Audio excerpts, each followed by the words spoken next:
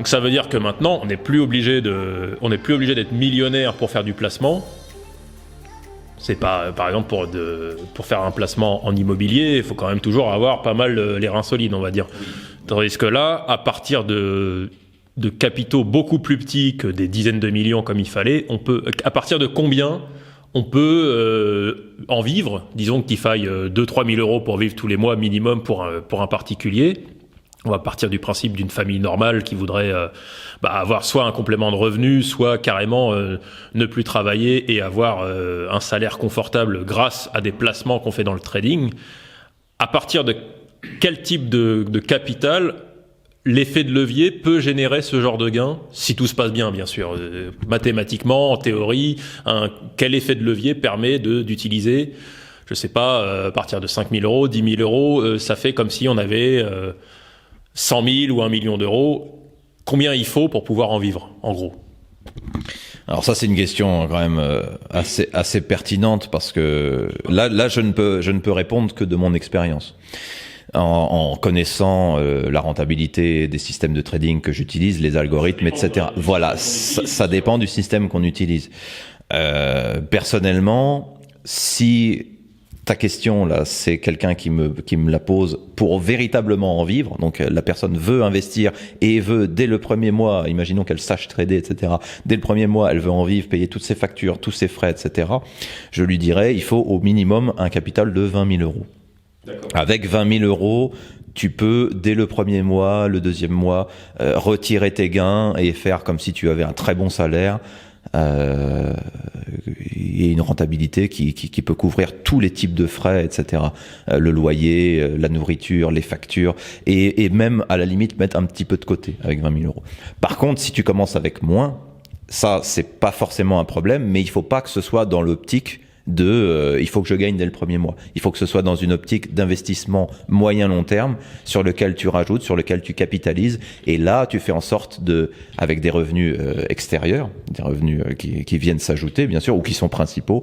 Ton trading, lui, est secondaire et il te permet de générer des revenus et de l'épargne, en fait, si tu veux. Mais de l'épargne de manière beaucoup plus active. Oui, c'est un placement, on va dire. Oui, c'est un placement très actif. Oui. Quand tu dis moyen-long terme, c'est quoi, 3-5 ans Bah ouais, quand on commence avec un petit capital de 5 000, 10 000 euros, il vaut mieux se dire que il faut viser sur plusieurs années.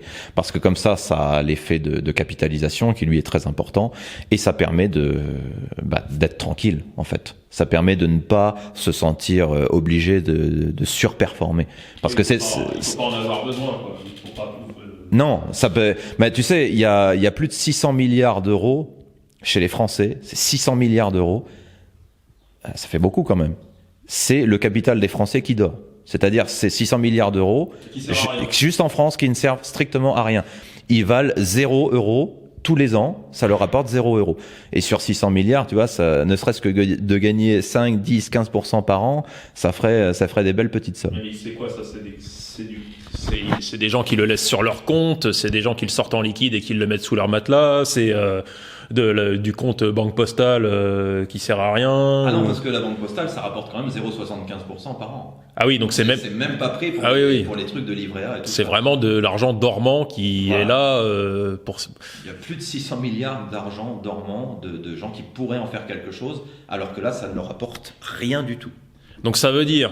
Si par exemple vous avez un peu l'esprit auto-entrepreneur ou si vous vous dites moi je mets un peu d'argent de côté pour plus tard, là vous avez 25, 30 ans, même 40 ans et vous vous dites on arrive à économiser un petit peu mais pour l'instant on a mis 15 000 euros de côté par exemple et un jour vous vous dites on se prendra je sais pas, un petit appartement qu'on mettra en Airbnb et puis avec ce que ça gagnera, on en prendra un deuxième et puis on essaiera de faire comme ça une petite rente pour que à notre retraite, on ait 5 6 propriétés, peut-être sur le long terme, sur 30 ans, ça peut être un plan intéressant de se dire voilà, on pourra mettre en location ou en Airbnb ou autre plusieurs petites propriétés, je sais qu'il y a des gens qui font des business avec ça. Mais ça veut dire aussi que 15 000, c'est pas assez pour faire de l'immobilier. C'est une cabane de jardin chez Leroy Merlin, ça.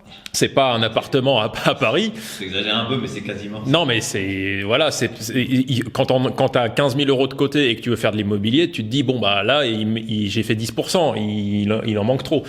Donc il faut encore beaucoup d'années pour pouvoir économiser ce qui vous manquera si vous voulez faire des placements ou monter une société ou ce genre de choses. Tandis que si vous en êtes à avoir 5 ou 10 000 euros maintenant, ce que tu es en train de dire, c'est qu'on peut déjà les mettre à travailler, on n'est pas obligé d'attendre plus tard.